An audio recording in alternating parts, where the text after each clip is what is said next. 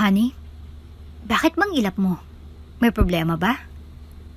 Maarting tanong ni Tatiana kay Sandro habang ang lalaki ay katabi nito sa kanyang kama at may malalim na iniisip. Tatiana, itigil na natin to. Ayoko na. Bakit mo ba ginagawa sa akin to, ha? Nanggagalaiti sa galit na tanong ni Sandro kay Tatiana. Muling pumulupot ng yakap si Tatiana kay Sandro.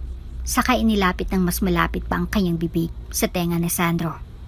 May sinabi itong isang malagim na sikreto na matagal nang pinakatago-tago ni Tatiana, kaya maging si Sandro ay hindi makapaniwala sa kanyang mga narinig sa bibig ni Tatiana. Wala naman silang kamlay-malay na nasa labas ng silid na iyon si Mori na nakikinig sa pag-uusap nilang dalawa.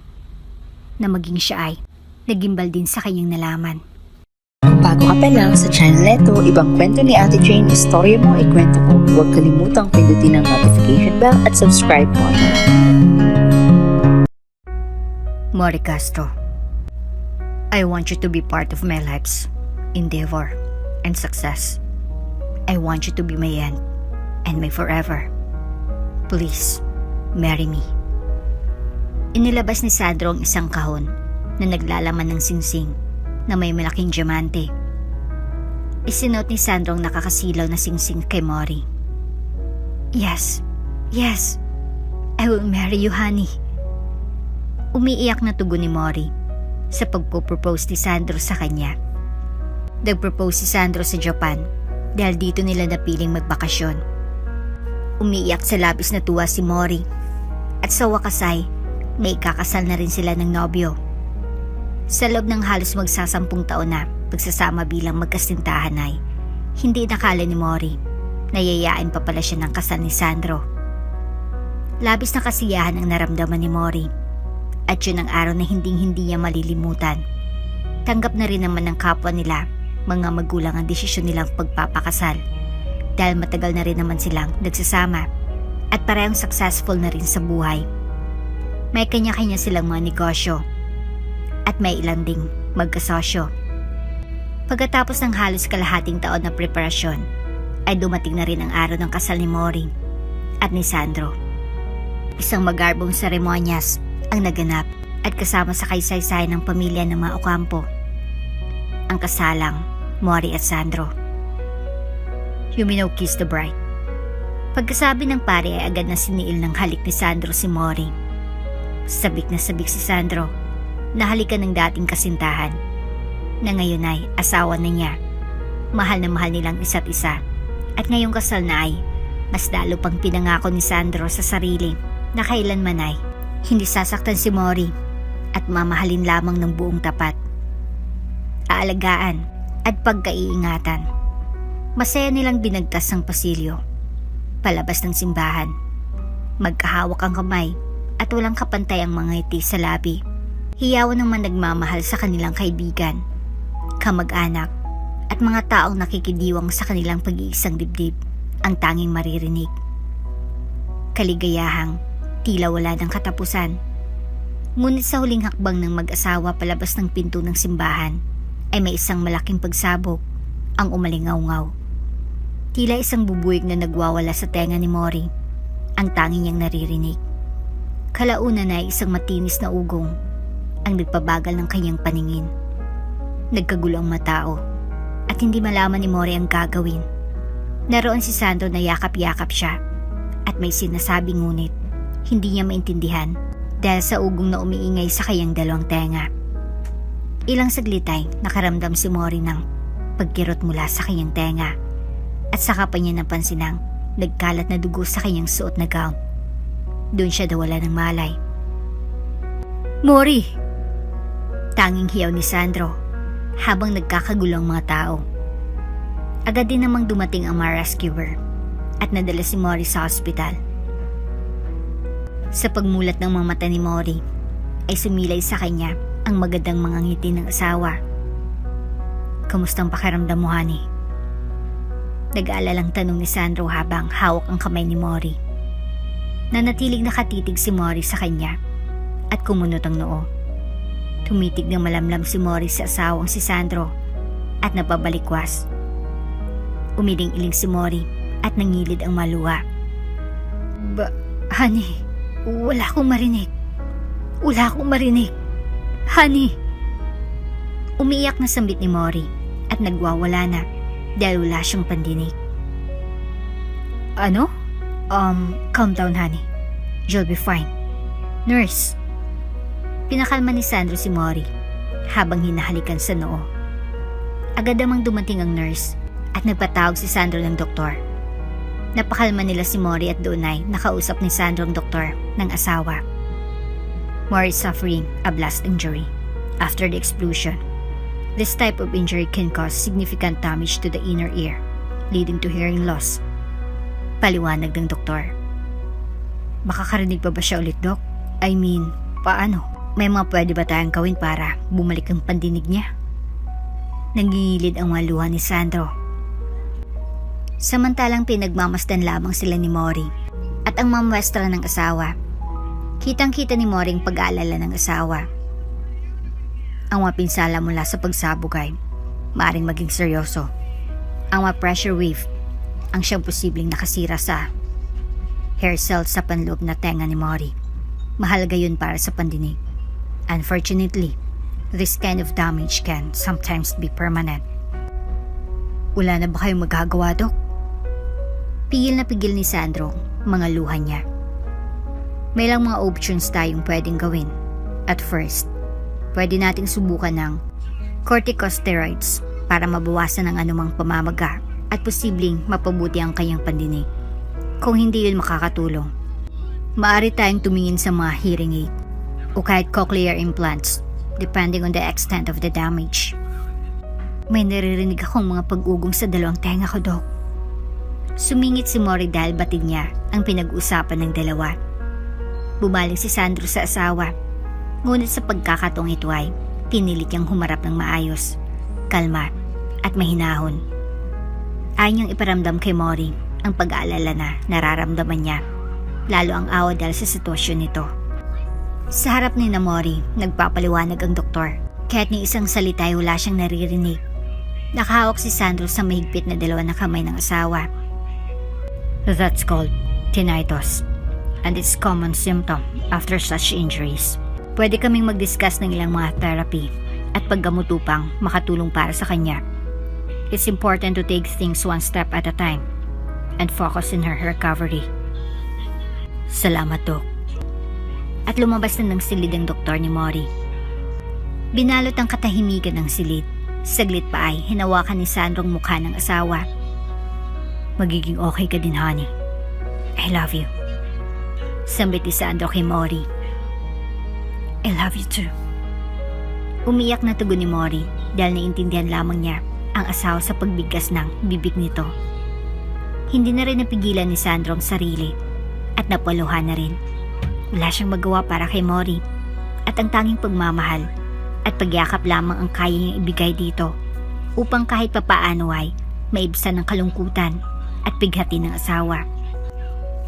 Inalalay ni Sandro si Mori sa lahat ng oras. Siyang naging tenga ni Mori sa bawat lakad at kilos nito.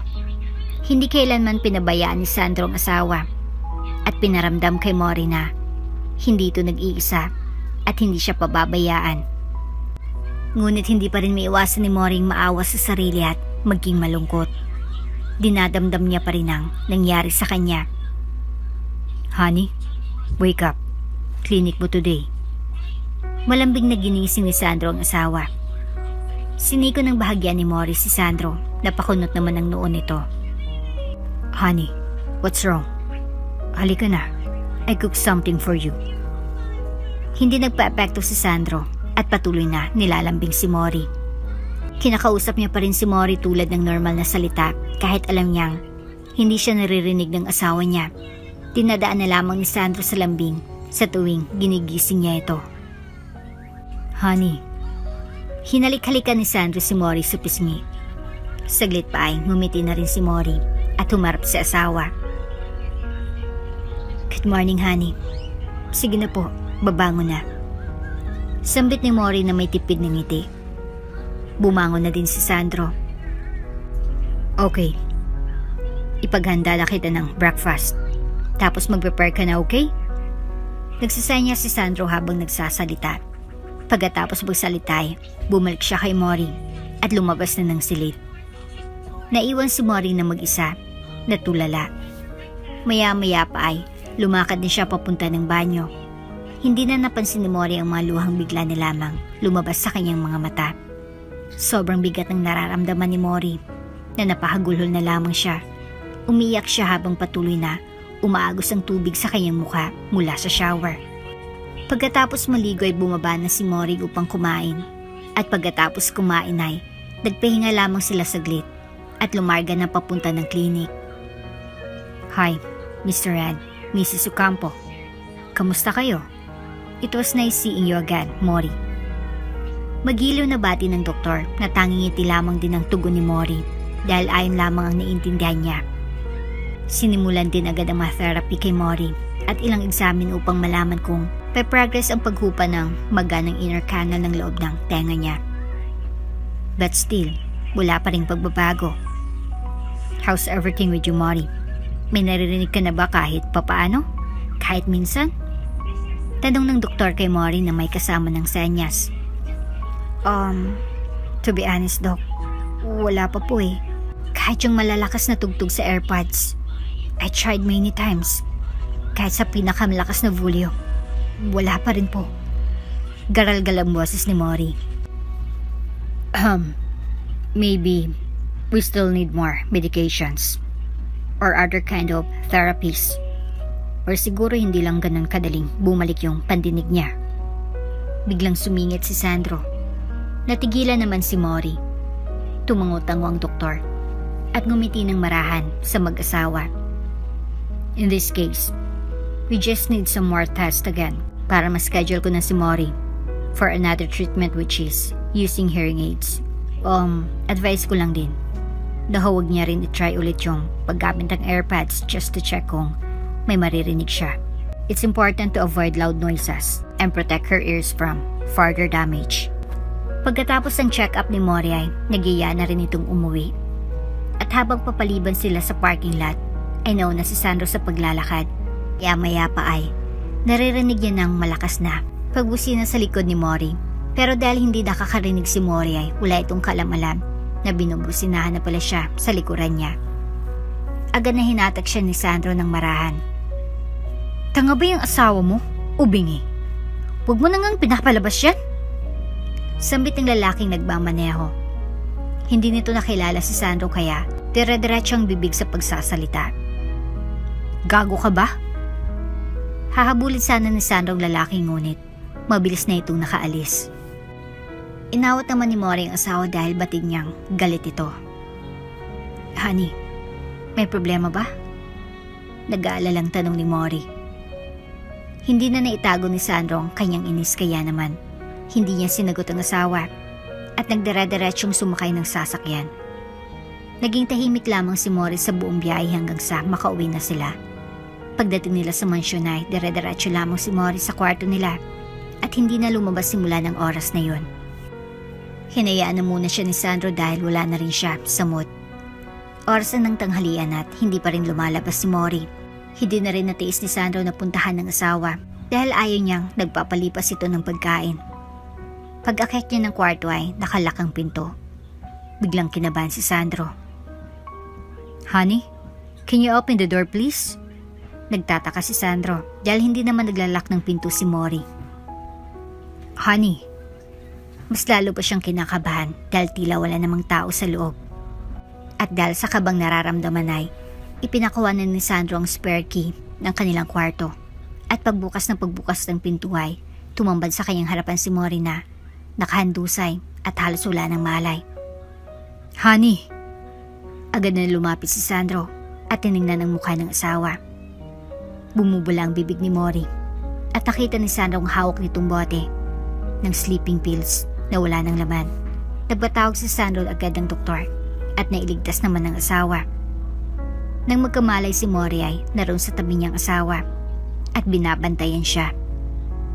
Dahil napapahiya ay pumaling si Mori patalikod kay Sandro. You try to kill yourself, honey? Bakit? Diretsong tanong ni Sandro. Katahimikan. Nawala sa isip ni Sandro na Hindi nga pala siya naririnig ng asawa kahit anong sermon niya. Tapabuntong hininga na lamang si Sandro at kinuha ang pagkain inihain para kay Mori. Iniharap niya yun kay Mori at sumenyas na kakain. Tila walang nakikita si Mori at hindi pinansin si Sandro, bagkus ay pumaling itong muli sa kabila kung saan hindi niya nakikita ang asawa. Huminga ng malalim si Sandro, nagtitimpi. Naramdaman ni Mori ang paglapat ng katawan ni Sandro sa kanilang higaan. Alam niyang idadaanan naman siya ng lambing ng asawa upang kumain. Pero dahil wala talaga sa mood si Mori ay inunahan niya na si Sandro. Agad na bumangon mula sa pagkakahiga si Mori at naupo sa gilid ng kama. Napanganga sa pagtataka si Sandro. "Honey, what's wrong?" Hinawakan ni Sandro ang kamay ni Mori. Tumitig si Mori sa mga mata ng asawa at batid niyang tinatanong nito kahit hindi niya naririnig. Ngunit muling nagmatigas si Mori at iniwas ang kamay sa asawa. Hindi pa rin nagpatalo si Sandro. Bumangon na rin siya mula sa kama at dinala ang pagkain ni Mori sa harapan nito. Kinuha ni Sandro ang kutsara at tinitor. Hinahanda niya na ang isusubo para kay Mori para pakainin nito. "Kailangan mong kumain, honey. Need mong magpalakas para gumana yung mga therapies and medication sa'yo." Akmang isusubo sana ni Sandro ang isang kutsarang pagkain sa bibig ni Mori. Ngunit tumilapon ang kutsarang hawak niya sa sahig. "What's wrong with you?" Hindi na napigilan ni Sandrong sumigaw. Pinalot sila ng katahimikan. Batid ni Mori na nagalit ang kanyang asawang ngunit na natiling tikom ang kanyang bibig. Mas lalo naman itong ikinapipikon ni Sandro. Sa galit ni Sandro ay itinapon niya ang mga pagkain nasa harapan ni Mori. Samantalang nanatiling nakatitig lamang si Mori sa mga pagkain at kubyertos na nakakalat sa sahig. "Hindi ka nakakarinig, pero nakapagsalita ka, Mori. Speak up. Say something." Galit na sambit ni Sandro habang hawak nito sa dalawang brasong asawa. Nakaramdam na ng sakit si Mori dahil sa pagkakahigpit ng hawak ni Sandro. "Nasasaktan ako." Mata sa matang sininghalan ni Mori ang asawa. "Ano? Nagagalit ka na ba? Napipikon ka na ba? Napapagod ka na ba?" "Pwes ako. Pagod na ako. Halos magkakalahating taon na, Sandro. Pero wala pa ring pagbabago." Umiiyak na si Mori. "Nakikita mo bang nasasayang lang lahat ng efforts natin? Efforts mo. Pagtanaw natin sa pag-asang makakarinig pa ako ulit. Pero wala. Hindi. Dahil walang progress. Napapagod na ako sa halos araw-araw na pagpunta natin sa clinic para i-test, i-examine. And the bullshits na ginagawa sa tenga ko. Pero wala pa rin. Tenga lang yung problema ko, pero daig ko pang inutil." Iyak na iyak si Mori na tila batang naagawan ng pagkain. Umiiyak na rin si Sandro. Tumango-tango siya. Gusto niyang magwala. Gusto niyang ilabas ang sama ng loob niya kay Mori. Ngunit alam niyang hindi naman siya maririnig nito. Kaya naman kumuha si Sandro ng isang papel at doon isinulat ang lahat ng gusto niyang sabihin sa asawa. Pagkasulat ng bawat pahinay, iniharap niya yun kay Mori. At binabasa naman ni Mori yun ng mahina. "Oo, tama ka, Mori. Napapagod din ako. Pagod na ako." Umiyak si Mori habang binabasa ang mga nakasulat sa papel na ipinapakita ni Sandro. "Pero okay lang. Kaya ko naman eh. Kakayanin ko. Kasi para sa'yo kailangan kong kayahin. At mas maging matibay pa. Pero alam mo yung masakit at nakapagod? Yun yung sabihin mong pagod ka na. Pero paano ako tatayo at kukuha ng lakas at pag-asa kung ikaw mismo sa sarili mo sumusuko ka na? Oo, let us say na wala nang pag-asang makadinig ka, Mori. Pero nandito ako. Kahit wag mo nalang i-appreciate yung mga efforts ko para makabangon ka, yakapin mo naman ako bilang asawa." Napahagulhol si Mori sa mga huling salitang binasa niya. Paglingan niya ay wala nang asawa sa loob ng silid na iyon at nag-iisa na lamang si Mori. Wala nang nagawa si Mori kung hindi ang umiyak upang mailabas ang sama ng loob. hanggang sa nakatulog na lamang siya at hindi na malaya ng oras. Nang magising si Mori, nagulat na lamang siya dahil nakahiga na siya sa kama. Mukha ng kanilang katulungang kanyang nakita sa halip na ngiti ng kanyang asawang si Sandro. Napahiya si Mori sa kanyang sarili. "Kumain ka na po, ma'am." Susubuan na sana ng katulong si Mori, ngunit kinuha niyang kutsara dito. "Kaya ko na to." Nakangiting sambit ni Mori. Habang kumakain ay hindi napigilan ni Mori ang magtanong, "Nasaan si Sandro?" Hindi malaman ng katulong kung paano tutugon kay Mori dahil alam niyang hindi siya maririnig nito. Kinuha ni Mori ang ballpen at papel na nasa mesa niya at inaabot yun sa katulong. "Simula ngayon, isulat mo lang dyan yung mga sasabihin mo, ha?" Sawi siya ni Mori. Tumango naman ang katulong at nagsimula na magsulat. Binasa naman yun ni Mori. "Umalis po si Sir, ma'am. Simula po kagabi. Hindi pa po umuwi." Nakaramdam si Mori ng pangamba sa sagot ng katulong nila.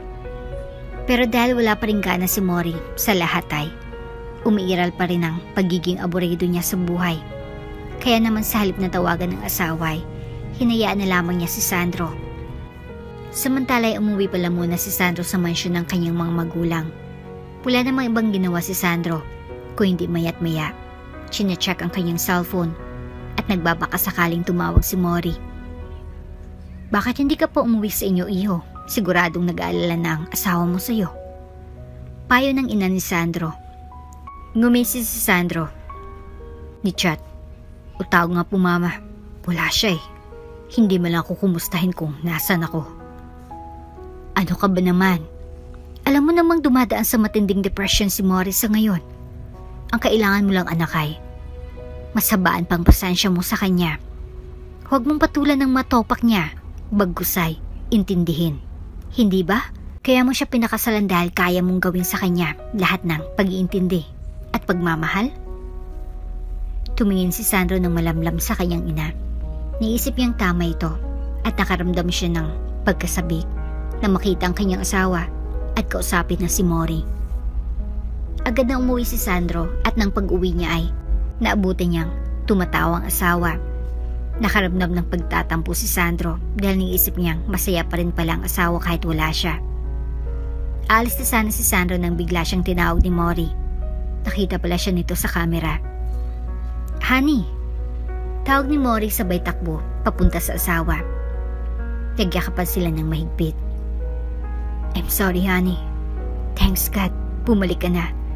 Sorry sa lahat ng sinabi ko. I miss you so much." Umiyak na sambit ni Mori habang nakayakap ng mahigpit sa asawa. "No need to say sorry, honey. I love you." Tugon ni Sandro kahit hindi siya naririnig ni Mori. Halikan na sana ni Sandro si Mori nang may biglang nagsalita. "Hoy girl, nandito pa ako oh. Huwag kayong ganyan." Boses na nagmumula sa laptop ni Mori. Ka-video call pala ni Mori ang best friend niyang si Tatanya na nasa USA ngayon. Sumenya si Sandro kay Mori at itinuro ang laptop. "Ay, sorry." Sambit ni Mori sabay hatak sa kamay ni Sandro papunta sa mesa kung nasa nakapatong ang laptop. "Honey, I want you to meet my best friend, Tatiana." Ngumiti naman ang tipid si Sandro at kumaway. "Hi." Bati na Tatiana na may malagkit na tingin kay Sandro. Mga tingin na hindi alintanan ni Mori dahil may tiwala siya sa best friend niyang ito. "Oh, siya si Tatiana. Diyan ka na muna. Maglalabing-labing lang kami ng asawa ko, ha. Bye." At enough na ni Mori ang video call nila ng kaibigan. "I don't know na may best friend ka pala." Sambit ni Sandro habang nakayakap kay Mori. "Honey, hindi ko maintindihan." Natatawang kumuha ng papel si Mori at inabot yun kay Sandro kasamang isang ballpen. Hindi pa kasi nakapag-aral ng sign language si Sandro kaya naman pagsulat na lang muna sa papel ngayon ang komunikasyon nila ni Mori. "O ayan, dyan mo na lang isulat lahat ng sasabihin mo, ha. Tapos babasahin ko na lang. Sa akin mo lang to natutunan eh." Kinurot ni Sandrong pisngin ng asawa. Kinikilig naman si Mori at sobrang saya ng nararamdaman Dahil kahit papaano ay nawawala ng stress na nararamdaman niya dahil bumalik ng asawa niya. Nagsulat na si Sandra at binasa naman yun ni Mori. Nasaan yung best friend mo? Bakit ngayon ko lang siya nakilala? Tanong ni Sandra na nakasulat sa papel. Oh, well, she's staying in the US now, honey. In-invite ko naman siya nung kasal natin pero hindi siya nakapunta kasi wala siyang chance makauwi. Bakit? Sumulat muli si Sandro bilang tugon at binasa naman ni Mori. Aware ba siya sa kondisyon mo? Tumango-tango si Mori at inabot muli ni Sandro ang isang papel. I am just thankful kasi may kaibigan ka palang katulad niya na kaya kang patawanin at pangitiin tulad ng dati. Tumitig si Mori kay Sandro na tila nagingilid ng luha. Oh, she's my best friend, honey, and I love her that much. Kung mahal kita, including my parents, yung rank ng pagmamahal ko for her, pumapangalawa. She's like a sister to me. Gumiti naman si Sandro at hinalikan si Morris sa noo. I love you. Sambit ni Sandro at naintindihan naman yun ni Mori. I love you too, honey. At tiglapat ang kanilang mga labi. Naging maayos na muli ang pagsasama ni Mori at ni Sandro. Unti-unti nang bumalik sa dati si Mori at dahan-dahan niya nang niyayakap ang sitwasyon niya. Why don't you try to use hearing aid, honey? Binabasa ni Mori ang sulat ni Sandro. Nagkibit balikat si Mori. Sabi naman ng doktor ko, babalik naman ang pandinig ko biglaan.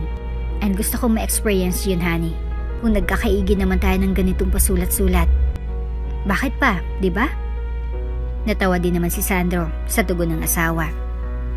Maya-maya pa ay natahimik si Mori. May binabasa itong message sa phone niya.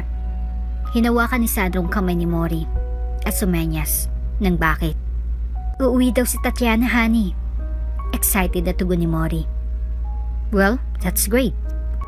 Nakangiting tugon ni Sandro at nakasulat sa papel na inabot kay Mori. Honey, may papakiusap sana ako. Tila nahihiya pang tanong ni Mori. Tumango si Sandro. Sure. Since 1 month lang naman siya dito, honey. Pwede kayang dito muna siya magstay sa atin? Please? Kumunot ang noo ni Sandro. Nagsulat itong muli. Why? Hindi ba siya makapag-check-in sa hotel? Tumitig si Mori kay Sandro na may tingin na nakikiusap. Huminga ng malalim si Sandro. Fine. Sambit ni Sandro na niintindihan si Mori. Yay! Salamat, honey. Yumakap ng mahigpit si Mori kay Sandro at pinaghalikan ng asawa. Nang sumunod na linggo ay dumating na si Tatiana. Hi! Bati ni Tatiana at sinalubong ng yakap si Mori. Sa pagkayakap ni Tatiana ay nasipat nito si Sandro at tinitigan ng malagkit ng mata sa mata. Nakaramdam naman ng pagkailang si Sandro at umiwas. Anong ginagawa niya? May pagdududa ng si Sandro sa ikinikilos ng best friend ng asawa niya. Tatiana, si Sandro ang asawa ko. Nakangiting ipinakilala ni Mori ang asawa kay Tatiana. Nagkamay ang dalawa at may pagbigsang paghawak ni Tatiana sa kamay ni Sandro. Let's get inside. Nagpahanda ako ng mga paborito mong pagkain. Sambit ni Mori at niyayan ng si Tatiana sa loob ng mansyon. Simula nang dumating si Tatiana, ay hindi nito tinigilan si Sandro ng titigan. Nang malalagkit basta hindi nakatingin si Mori. Si Sandro na lamang umiiwas dahil hindi niya maintindihan ang intensyon ng kaibigan sa kanyang asawa. Hanggang sa isang gabi ay hindi makatulog si Sandro, kaya naman lumabas muna siya ng silid nila at nagpahangin muna sa may hardin. Hindi ka ba makatulog kakaisip sa akin? Biglang sumulpot si Tatiana sa likuran ni Sandro. Sobrang lapit nito sa kanya, kaya naman napaatras si Sandro sa gulat. Nakasuot lamang si Tatiana ng manipis na cardigan. Anong sinasabi mo? Tsaka mabuti nandito ka na din. At ano bang ginagawa mo? Bakit titig ka ng titig? Nananadya ka ba? Naiinis na singhal ni Sandro. Ngumisi si Tatiana at pinakyat ang daliri sa may matalas na kuko sa braso nito. Kunwari ka pa. Gusto mo rin naman. Tugon naman pang-akit ni Tatiana. Sa inis ni Sandro ay Hinatak nito ang kamay ni Tatiana at hinawakan yun ng may pisil at galit. Kung nagpaplano kang sirain kami ng asawa ko, pwes, nagkakamali ka. Mahal ko si Mori, na best friend mo. At kahit maghubad ka pa sa harapan ko, hindi kita papatulan. Talaga ba? Nakatas ang kilay na hinablot ni Tatiana ang kamay niya mula kay Sandro at diretsong hinubad ang cardigan na suot. Tumambad ang hubot-hubad na katawan ni Tatiana sa harapan ni Sandro. Dahil lalaki ay hindi naman iwasan ni Sandro ang hindi mapatitig dahil napakaganda naman talaga ng katawan ni Tatiana. Malaki ang dibdib at makarbang balakang nito. Tulong! Nagsimula nang magsisigaw si Tatiana, kaya naman mabilis na lumapit si Sandro dito at tinakpan ang bibig. Ngunit inalis ni Tatiana ang kamay ni Sandro at sinilito ng halik. Nung unay, pumapalag si Sandro, ngunit kalaunan ay bumigay din ito. Dahan-dahan silang nahiga sa madilim na sulok ng hardin at nangyaring hindi inaasahan. Palibhasa ay matagal nang walang nangyayari sa kanila ng asawang si Mori ay nadala ng kanyang pagiging lalaki si Sandro. Sensasyong pinapakita ni Tatiana. Nang gabing yon, nagsimula ang isang pagtataksil. Bumalik na rin agad si Sandro sa kanilang silid pagkatapos ng nangyari. Honey? Biglang nagsalita si Mori. Bumilis ang tibok ng puso ni Sandro.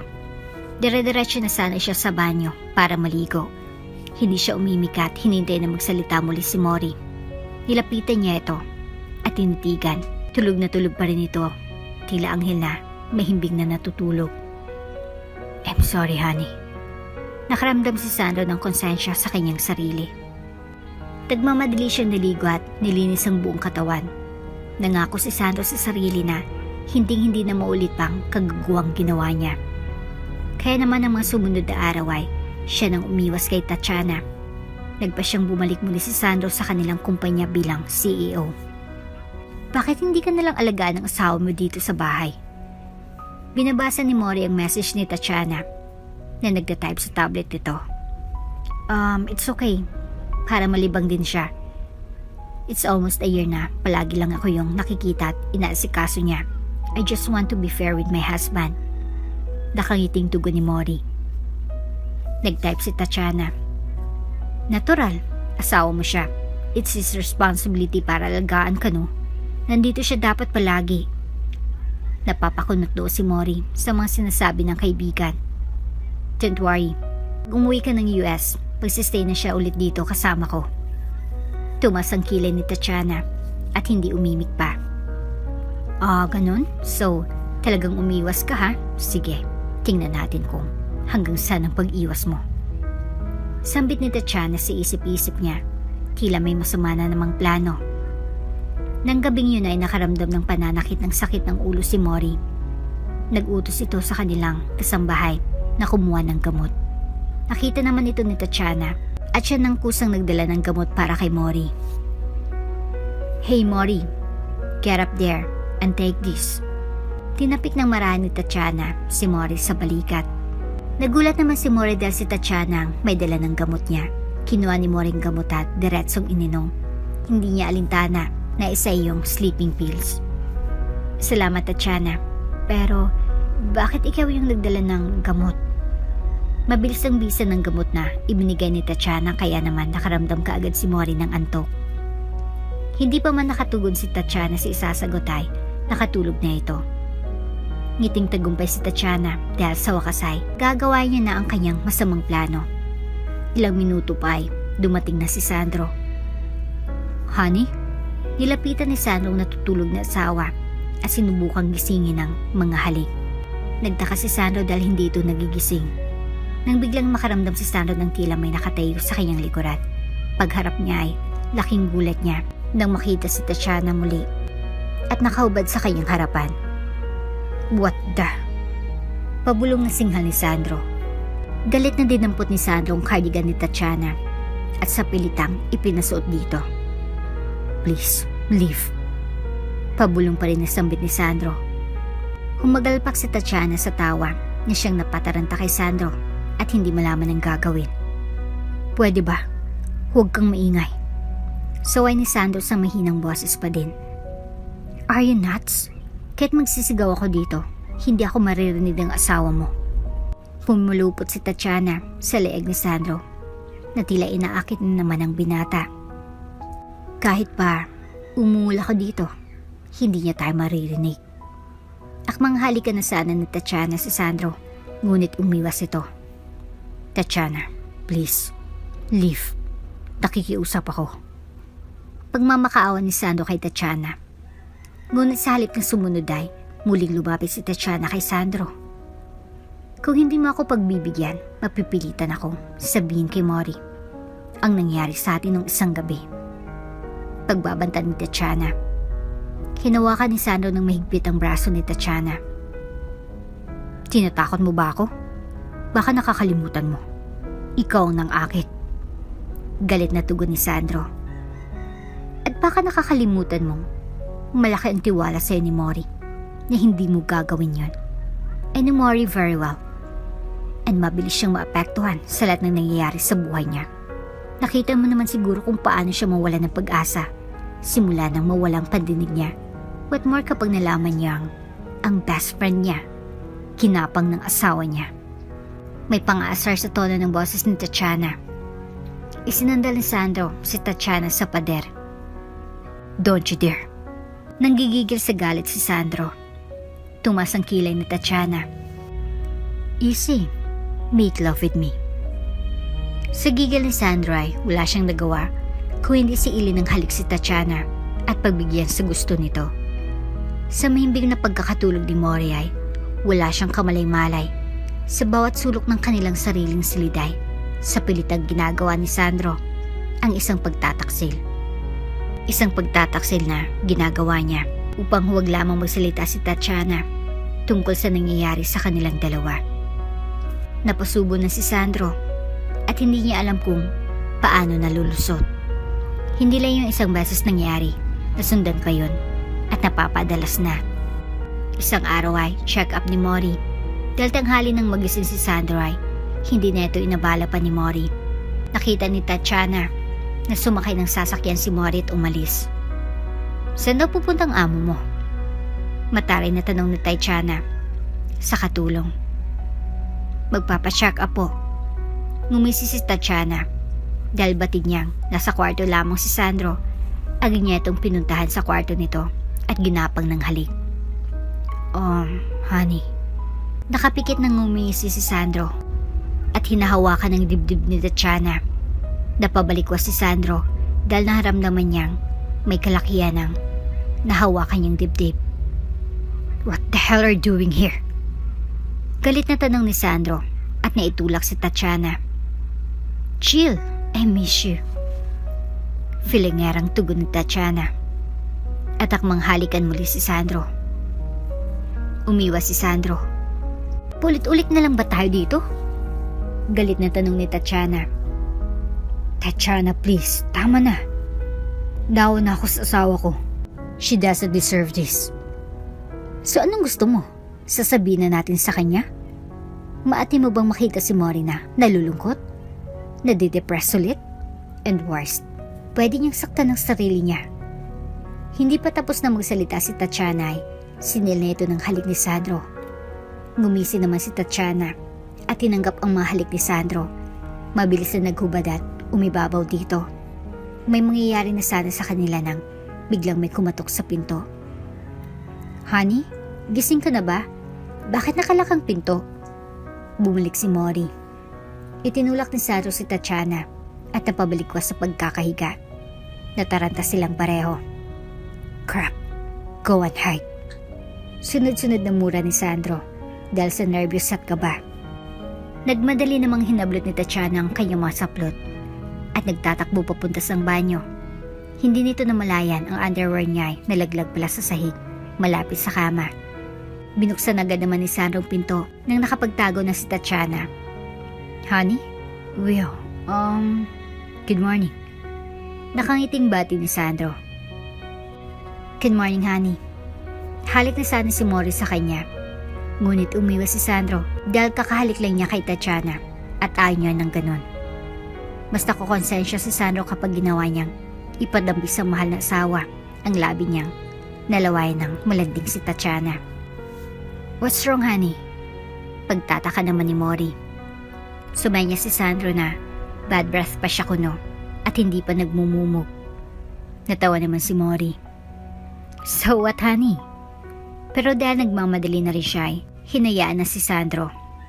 Nakalimutan ko kasi yung files ko, honey. Natatawang nagkalagkal ang drawer si Mori nang biglang napansin ni Sandro ang panty ni Tatiana na nakakalat. Nagmadali niyang sinipa yon papasok sa ilalim ng kama. Got it. Hays, akala ko kung saan ko na napalagay eh. Sambit ni Mori. Saglit pa ay humawak ito sa tiyan.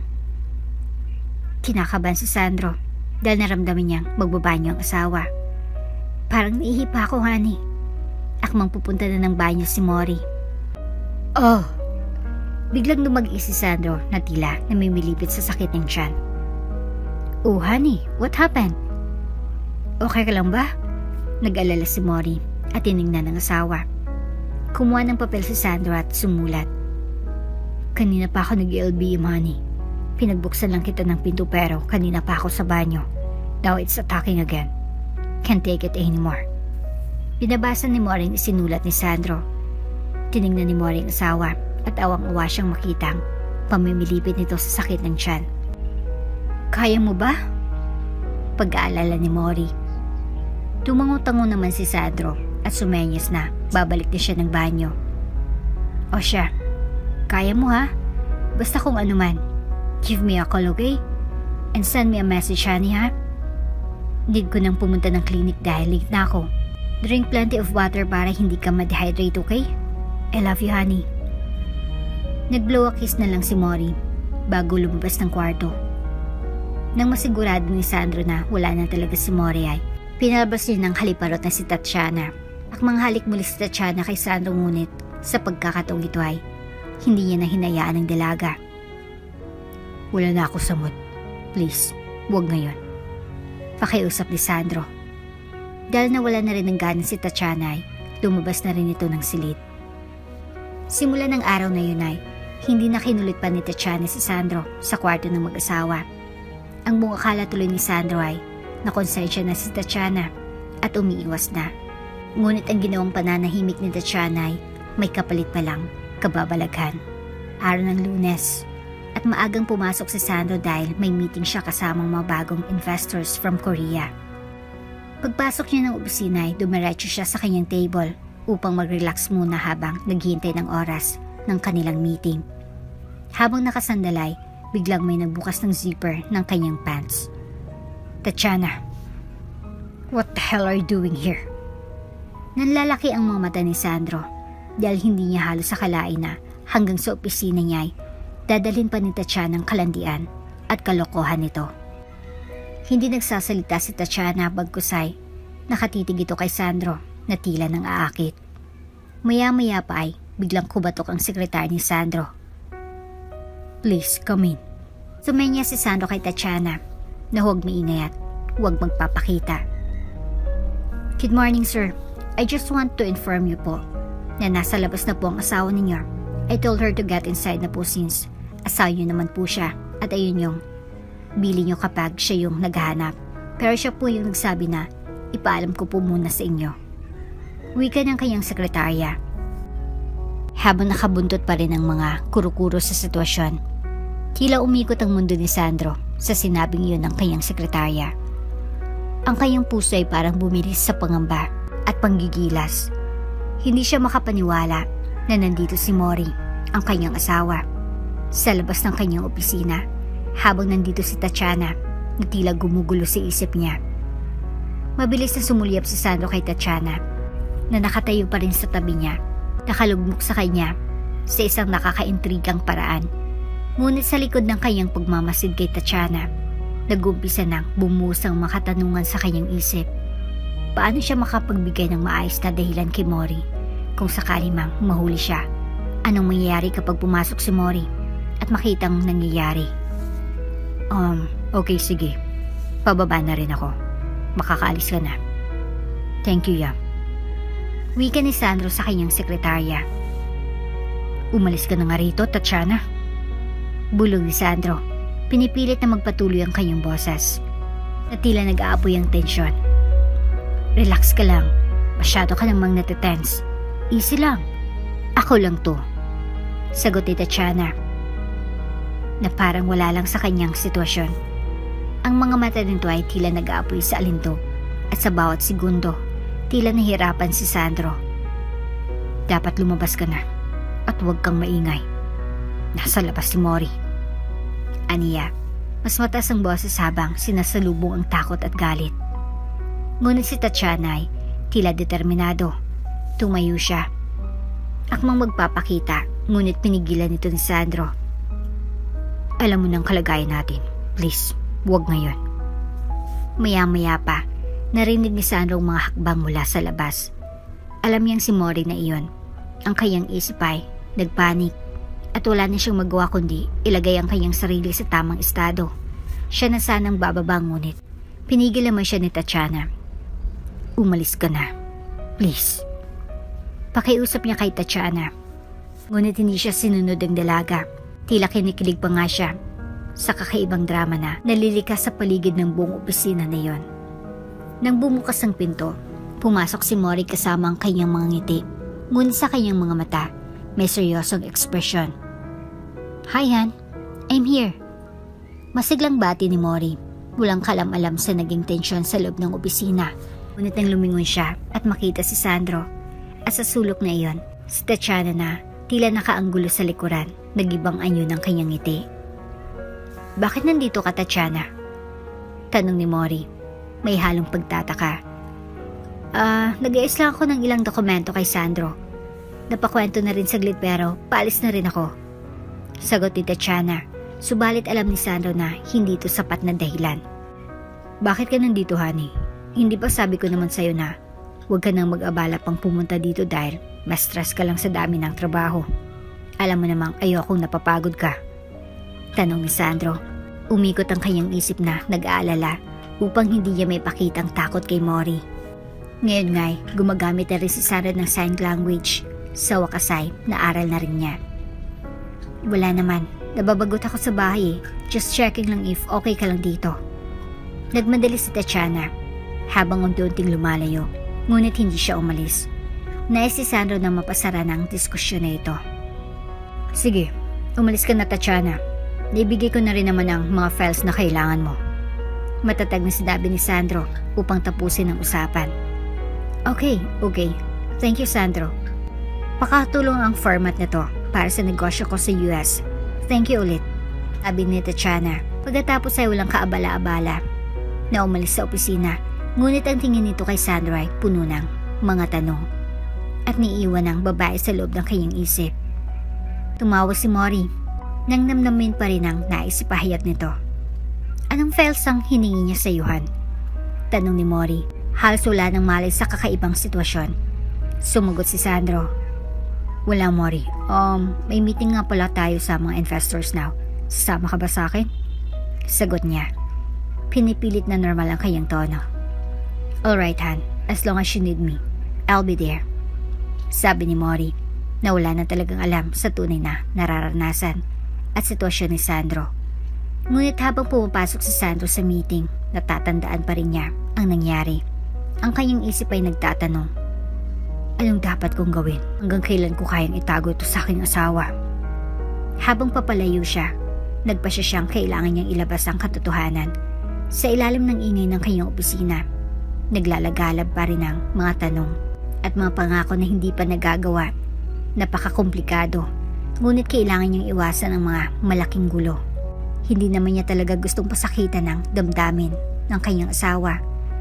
Alam niyang mali pero tuloy pa rin siya sa pakipagkita ng palihim at pakipagtali kay Tatiana. Ngunit sa labis na pagmamahal ni Sandro sa kanyang asawa at ayaw nitong dumaan naman ito sa matinding stress, ay minabuti na lang ni Sandro na ilihim na lang kung ano man ang namamagitan sa kanilang dalawa ng best friend ni Mori na si Tatiana. Nang pakawala ni Sandro ang masalita kay Tatiana, nakaramdam siya ng labis na pangamba. Alam niyang hindi ito tamang sitwasyon, ngunit sa kabila nito, patuloy pa rin ang kanilang lihim na pagkikita. Ang kanyang puso ay naguguluhan sa nararamdaman niya para sa kanyang asawa, si Mori, at sa damdamin niya kay Tatiana. Nasa kanyang isip parati ang mga katanungan kung paano ito maayos. Paano ako makakaligtas sa sitwasyong ito? Hanggang kailan ko kayang itago ito kay Mori? Nawawalan na siya ng tulog sa kakaisip dahil ang takot na masaktan ng asawa ay lalong lumalakas sa kanyang dibdib. Minsang nag-usap si Tatiana.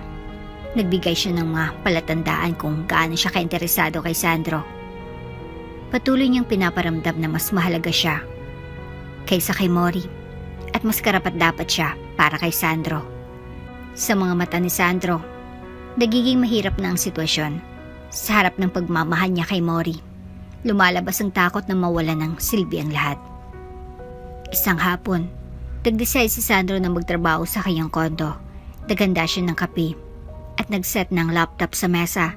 Sa kanyang isipan, nakabukas ang isip niya sa mga proyekto. At sa tabi ng kanyang laptop ay naroon si Tatiana, nakaupo sa sofa at tila abala rin sa kanyang cellphone. Nagsimula ang araw na iyon ng maayos at walang kaalam-alam si Mori na nandiyan si Tatiana sa kondo ni Sandro habang abala si Sandro sa kanyang ginagawa. Lumapit si Tatiana at umupo sa tabi niya. Muli silang naiganyo sa mga biro at tawanan na tila hindi isipin ng mga posibilidad ng kanilang ginagawa. Ang hangin sa paligid ay nagbabaga ng kuryente. Habang nag-uusap sila, biglang hindi inasahang tumudog ang cellphone ni Tatiana na nagbigay ng takot sa kanila. Napaisip si Sandro na maaring si Mori na iyon. Nakatingin si Tatiana sa kanyang cellphone, ngunit sa halip na sagutin ay binaliwala na lamang niya iyon. Wait, is that Mori? Why did you ignore her? At saka, pwede bang umalis ka na dito dahil baka mamayay pumunta pa yun dito? May gigil na sambit ni Sandro kay Tatiana. Wala kasing magawa talaga si Sandro kay Tatiana dahil tila hawak na siya dito sa kanyang leeg. Bakit ka ba kinakabahan? Pwede naman tayo magdahilan na kunwari. Nagpapatulong lang ako sa'yo sa ilang software matter tungkol sa negosyo ko. At saka, Sandro, simula nang may mangyari sa ating dalawa, pagmamayari na kita, sa akin ka na. Baka nakakalimutan mo yon. Taas kilay na sabi ni Tatiana kay Sandro. Nalilisit naman ang mamata ni Sandro at nangangalit ang mga ngipin sa nararamdaman niyang galit para kay Tatiana. I love Mori. I love my wife. Kung hindi lang ako nag-aalala sa mental health niya, hindi ako magpapakatanga na maging sunod-sunuran pa sa'yo. At ngayon, pinapatunayan mo wala kang kwentang kaibigan kay Mori. You don't deserve her. Her genuine heart. Matalim na sabi ni Sandro kay Tatiana. Napangisi naman si Tatiana. Masyado mo naman akong pinapatawa, Sandro. Kung ako, walang kwentang kaibigan kay Mori. Ikaw naman, wala kang kwentang asawa sa kanya. Patas lang tayo. Hindi lang akong demonyo dito. Ikaw rin. Sa sinabing iyon ni Tatiana ay lalong nakaramdam ng galit si Sandro. Kulang na nga lang ay kaladkarin niya palabas ng condo unit niya si Tatiana nang biglang may kumatok. And that was Mori. Biglang nag-ibang atmosphere sa condo unit ni Sandro nang marinig ang pagkatok sa pinto. Mabilis na nagpanik si Tatiana at Sandro. Tila nahalata ang tensyon sa pagitan nilang dalawa. Ang mga tingin ni Sandro kay Tatiana ay puno ng galit, habang si Tatiana naman ay tila walang pakialam at patuloy na nakatingin sa kanya na may matamis na ngiti. Oh, I think Mori's here. Sabi ni Tatiana sa isang tono na puno ng panunuya. Positibo siya na hindi pwedeng malaman ni Mori ang lahat ng ito at luhig ka lang pagpili niyang manatili. Nang magpatuloy sa pagkatok, tila naglaho ang kulay sa mukha ni Sandro. Alam niyang malapit na si Mori. Shut up. This is your fault. Bigkas niya habang tinitingnan si Tatiana na parang hinuhugot ang lahat ng kanyang lakas. Relax. Masyado ka namang kabado eh. Hindi mo pa nga nakikita kung sino yung kumakatok. Sagot ni Tatiana na tila nagtatagumpay sa kanyang mga plano. Ngumisip ito na parang nang-aasar pa at nanatili lamang nakalmado. Pinipilit na ilihis ang usapan. Umalis si Sandro sa kanyang pwesto at nang madaling lumapit sa pinto, ngunit bigla siyang natigilan. Paano ko ba lulutasin to? Bulong niya sa sarili habang nag-aalangan. Hindi mo na kayang itago pang anumang nararamdaman mo, Sandro. Buksan mo ng pinto. Tao ni Tatiana habang pinalalakasan ng mga kinakabang emosyon ni Sandro. Maya-maya pa, nagdesisyon si Sandro na buksan ang pinto sa kabila ng mga pangamba. Pagbukas niya ng pinto, andun si Mori, nakangiti at may dalang pizza para sa kanilang dalawa. Sinadya niyang dalawin ng asawa dahil ang alam ni Mori ay stress na ang kanyang asawa sa kanilang trabaho at wala siyang kaide-ideya na nandun pala si Tatiana. Tumingin si Mori kay Sandro at sa loob, napansin ang tensyon sa hangin. Oh, hi. Andito si Tatiana? What is she doing here? Puno ng pagtataka na tanong ni Mori kay Sandro. Ngunit bago pa makasagot si Sandro, umusad na si Tatiana sa kanyang tabi. Tila kadalasang parte ng kanilang kwentuhan. Hey Mori, tag-usap lang kami tungkol sa trabaho. Di ba nabanggit ko na sa iyo last time na nagpapatulong ako kay Sandro tungkol sa negosyo ko sa US? Hindi na ako nakapagpaalam sa iyo kasi nawala rin sa isip ko. Muestra ni Tatiana gamit ang kanyang kamay. Tila may matamis na panlilin lang. Nanlaki ang mga mata ni Mori sa kabila ng kanyang pagtataka. Ganun ba? Well, sana in-inform mo man lang ako, honey, para nadagdagan ko mo lang itong pizza. Sabi ni Mori, ngunit na makita ang reaksyon ni Sandro, umalis ang saya sa kanyang mga mata. Hindi, ayos lang. Kumain rin naman ako.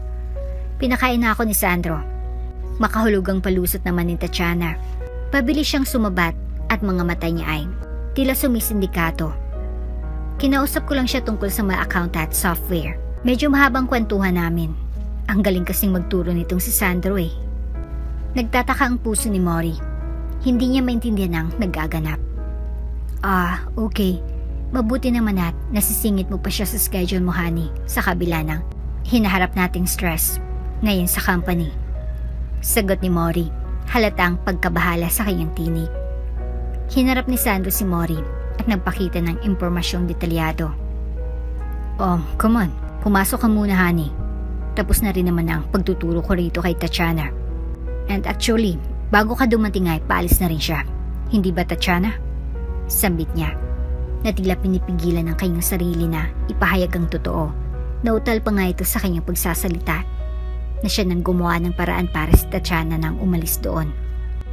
Ngunit sa likod ng kanyang isip, labis ang takot ni Sandro. Alam niyang nagkukulang ang kanyang pakipag-usap kay Mori. At ang kanyang puso ay nasa panganib sa sitwasyong ito sa kanyang isipan.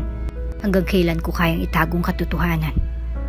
Nandun si Tatiana, patuloy na umaakit. Nais na ipagpatuloy ang buong eksena. No. Actually, I want to stay lalo pat. Nandiyan na si Mori. Sige Mori, bakit hindi tayo maghapunan pagkatapos? Baka mas magandang tuloy-tuloy na kwentuhan natin. Sabi niya. Na tila napakasaya at walang kakaba-kaba na ginagampanan. Ngunit sa kabila ng ngiti ni Tatiana, bumuntong hininga si Sandro.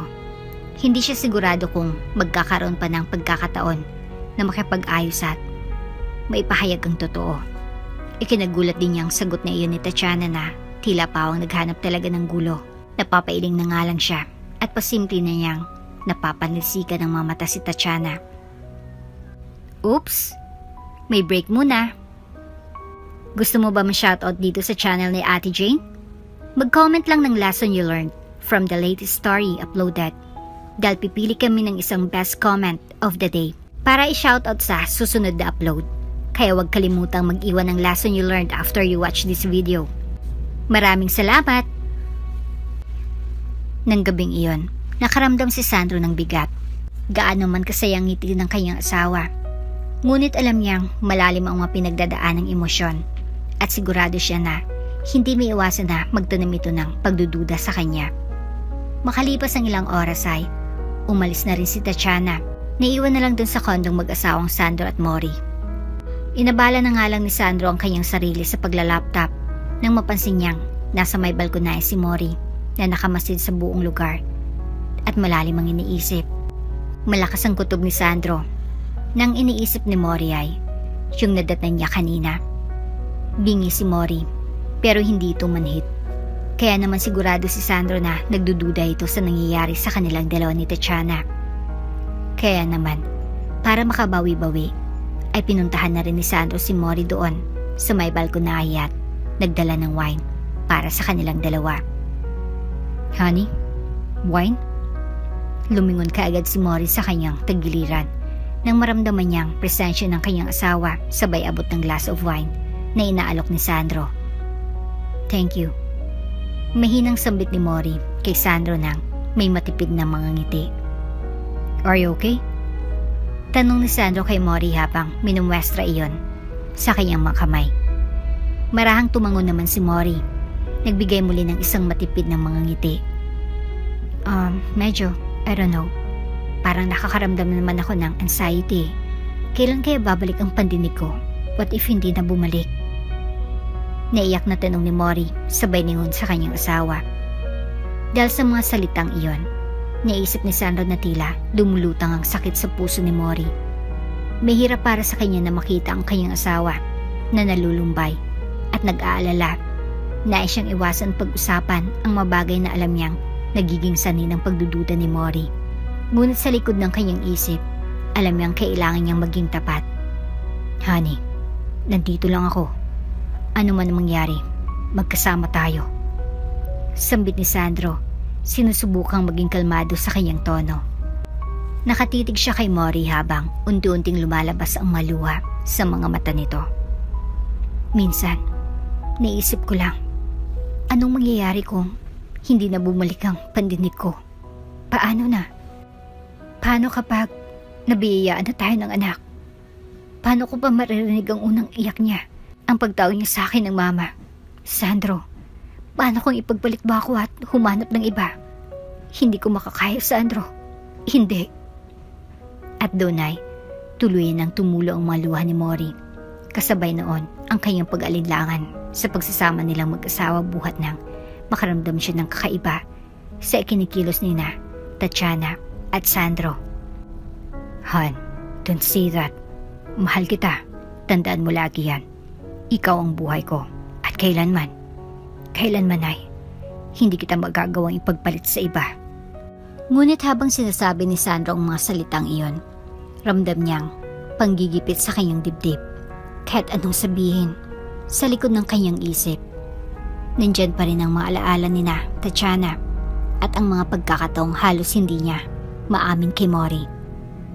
Naging tahimik ang paligid. Tanging ang pag-ihip ng hangin ang maririnig. Nakatonong mga mata ni Mori sa mga ulap sa langit. Na tila nag-iisip kung anong hinaharap para sa kanila. Kailan kaya matatapos to? Sambit niya na parang nagdarasal sa isip. Makakahanap tayo ng paraan, basta tandaan mo lang palagi na hindi kita iiwan. Mahal na mahal kita. Sambit ni Sandro. Ang kanyang boses ay punong-puno ng determinasyon sa likod ng pag-aalala. Dahil sa mga pagkakataong iyon ang naging daan na mahulog ang masalita sa pagitan nilang dalawa. Sa kabila ng lahat ng hirap na dinaranas, pinilit nilang maging matatag. Sa dako ng kanilang mga isip, naglalaro ang mga pangarap, pag-asa at takot.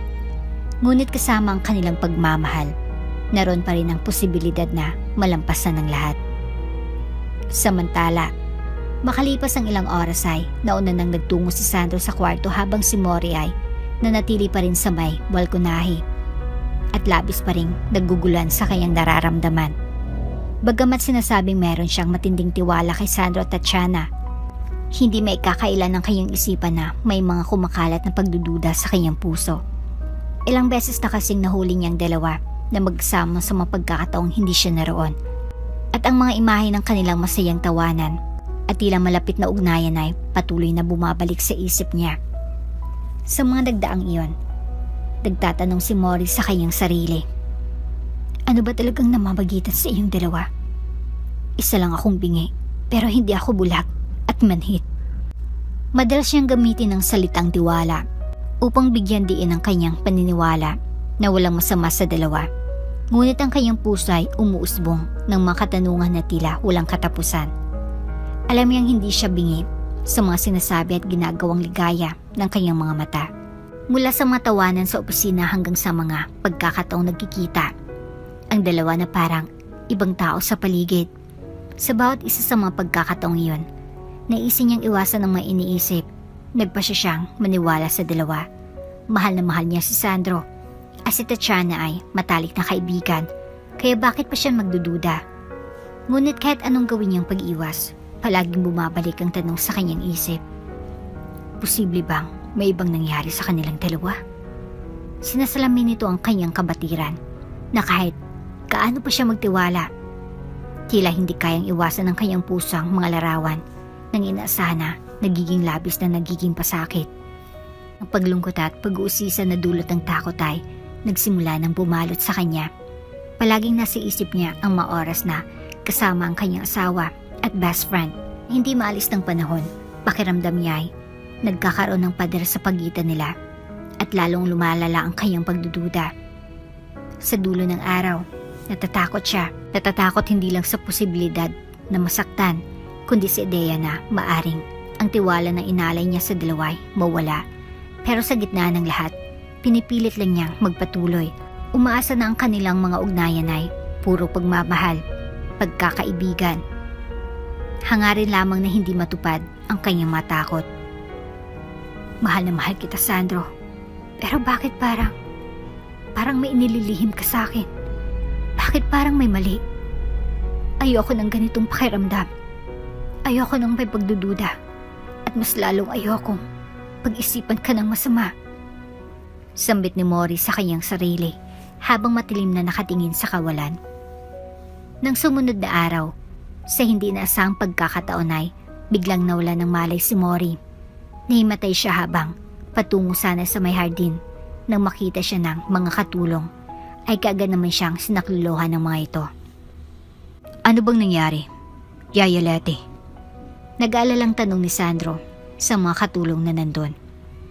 Nakita na lang po namin, sir, na nakahandusay si Mang Mori sa sahigi, kaya pinagtulungan na po namin buhatin papunta doon sa may sofa. Nasa silid na nun si Mori at kasalukuyan ng sinusuri ng kanyang doktor. Nang matapos siyang masuri ay doon na nila nalaman ang dahilan kung bakit bigla na lamang nawala ng malay si Mori.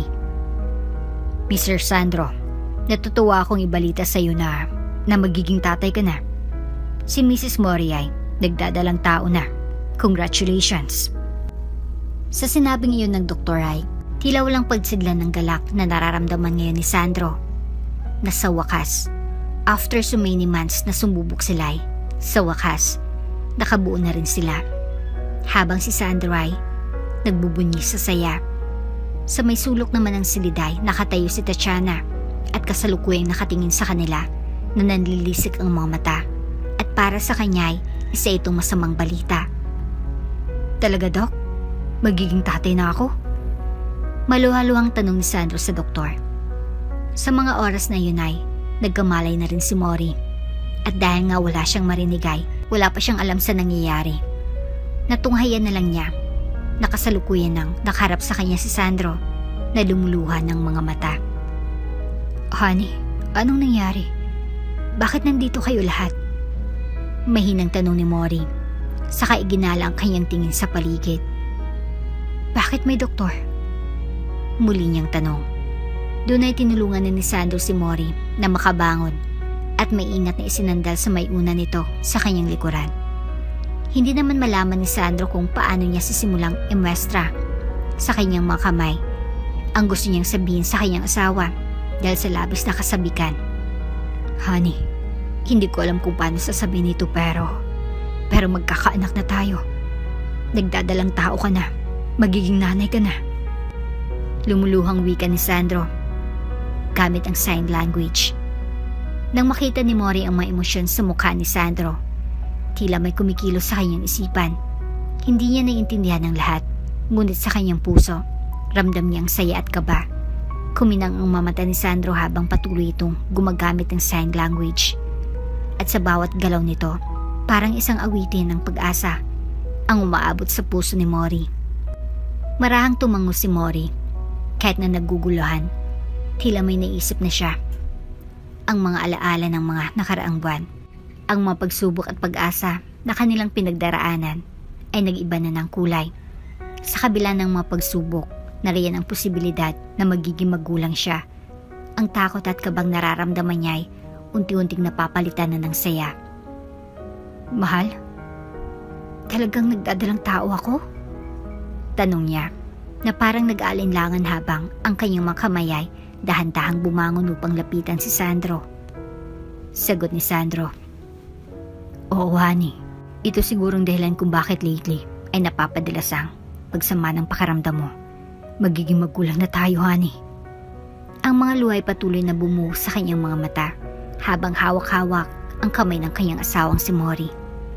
Subalit, sa isang sulok ng silid, nandun si Tatiana na nakatayo na may malamig na titig. Ang kanyang mga matay nanlilisik, puno ng galit at takot. Gusto na sanang umalis ni Tatiana, ngunit hindi niya magawa. Ang kanyang pangarap kay Sandro ay unti-unting nagiging realidad. At ang lahat ng ito ay tila isang hindi makatarungang laban. Sa paglipas ng mga minuto, patuloy na bumabalik si Mori sa kasalukuyan. Sa bawat kusang damdamin na pumapasok sa kanyang isip, napagtanto niyang kung gaano siya kalakas. Matagal niya nang pinapangarap ang pagkakataon na ito. At matapos ang lahat ng hirap, heto at narito na siya. Sa wakas ay nagdadalang tao na rin siya. Ngunit bigla siyang nalungkot nang maalaala niya ang pinag-uusapan nila kagabi ni Sandro. Buntis na ako at lahat, ngunit di pa bumabalik ang pandinig ko, honey. Doc, kailan po ba ako muling makakarinig? Tanong ni Morris sa kanila.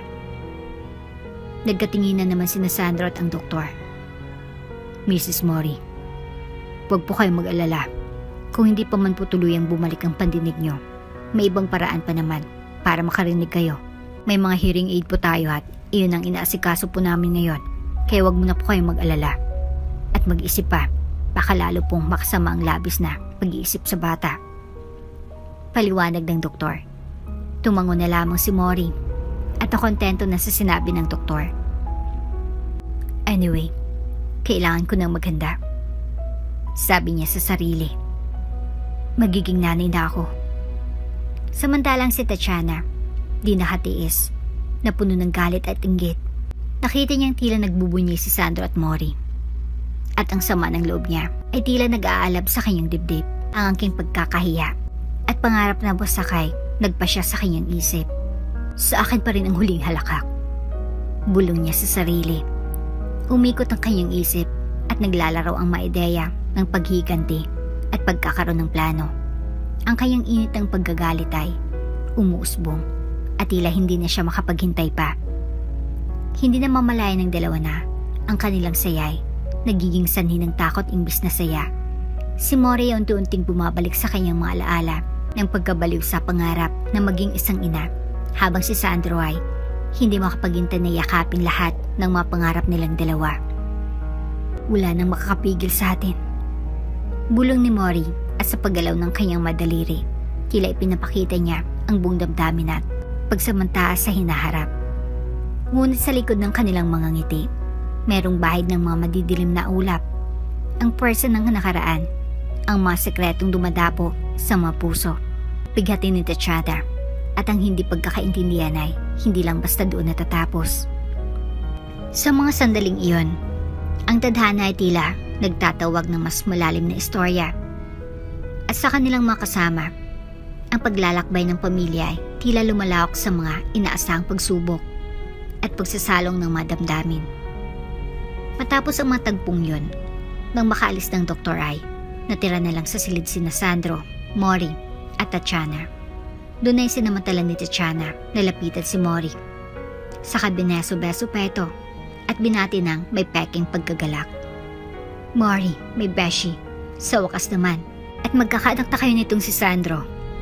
Sabay tingin niya kay Sandro nang may malagkit na tingin at hindi naman iyon nakalampas sa paningin ni Mori. Pero ipinagsaulang bahala na lamang niya iyon. Ngayon nga'y nakayakap si Tatiana kay Mori, kaya naman hindi kita ni Mori ang itsura ng mukha ngayon ni Tatiana. Thank you, Tatiana. Sobrang saya ko, sabi naman ni Mori, at ngayon ay magharapan na sila. Nakabalandra sa kanyang nakangiting mukha ni Tatiana. Ngunit sa loob-loob nito ay hindi siya masaya sa balitang yon. Baka naman nakalimutan mo pa akong kuning ninang ha? Ako nang mag-volunteer. Can't wait na maging kumari mo at maging kumpare nitong si Sandro. Sabay himas sa kamay ni Sandro na nakapatong si babaw ng kama na mabilis namang inalis ng lalaki. Hindi rin yun nakalampas sa paningin ni Mori, ngunit di na lang niya iyon pinansin ulit.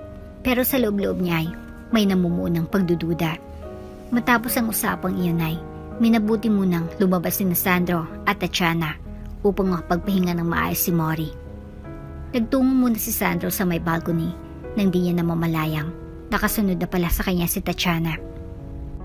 Hey, soon to be daddy.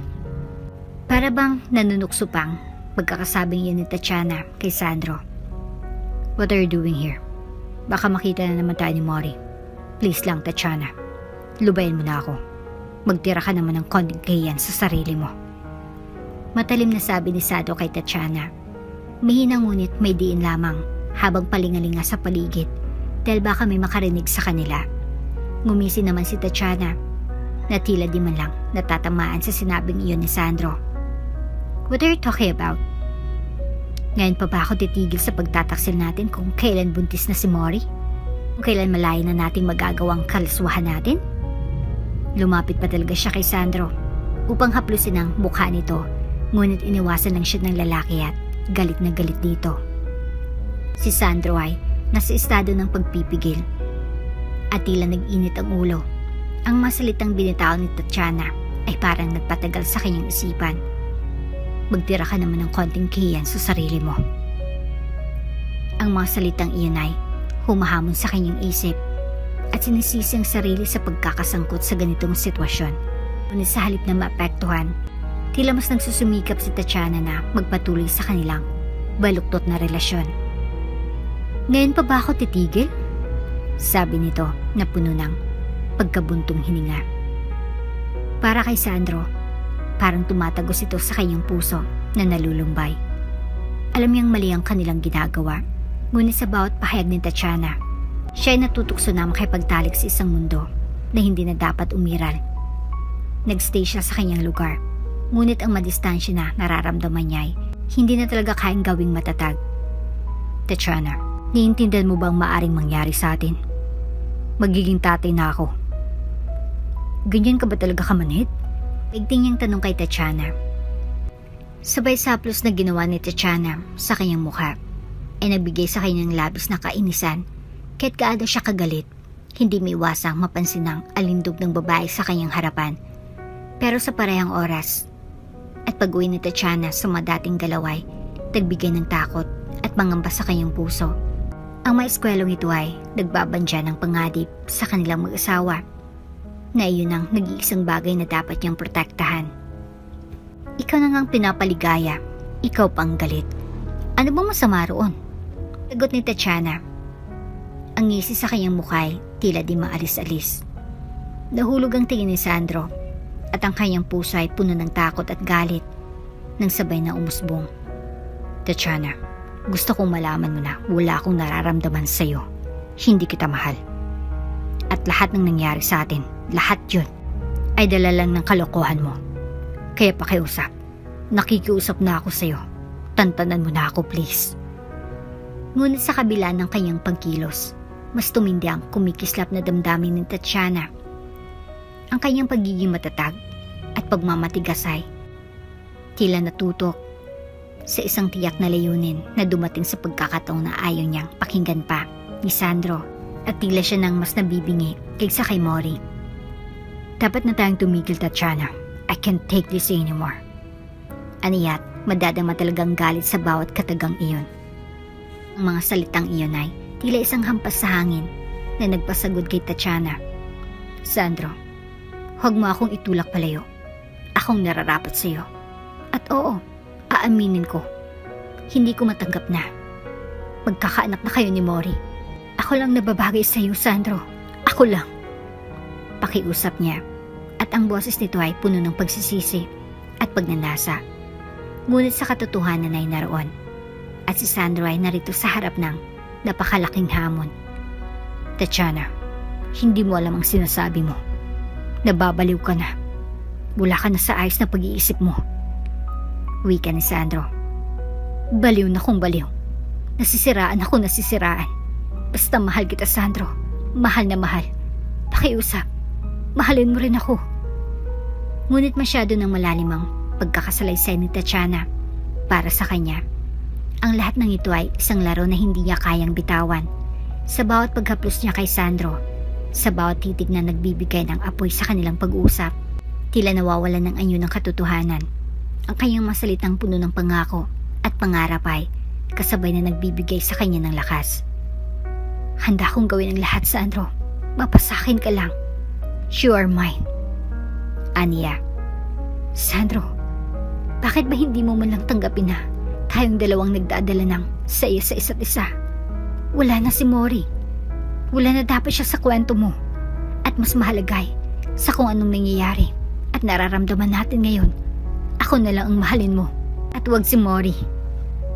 Sa tono ng pananalita ni Tatiana ay mababakas ang labis na pagnanasa sa kanyang pagmamahal kay Sandro na handa talaga siyang mag-level up sa pagsira ng relasyon nito sa kanyang asawa at sa kanyang best friend na si Mori. Makalipas ang ilang araw habang ninanamnam ni Mori ang mga oras ng kanyang pagdadalang tao, sa hindi inaasahang pagkakataon ay bigla na lang siyang natigilan ng tawagin siya ni Yaya Lati. Ma'am Mori, handa na pong pagkain. Wika ni Yaya Lati habang nagsa-sign language. Nakayuko ng mga oras na yun si Mori, kaya di niya makikita ang winastra ni Yaya Lati, ngunit nabalo ng pagtataka si Yaya Lati nang biglang tinugon siya ni Mori. Opo Yaya, susunod na po ako. Sagot niya. Automatiko siyang natigilan ng mga oras na yon. Namilog ang kanyang mga mata, saka umangat ng tingin kay Yaya Lati. Yaya, magsalita ka nga ulit. Nautal niyang utos kay Yaya Lati. Ma'am, nakakarinig na po kayo?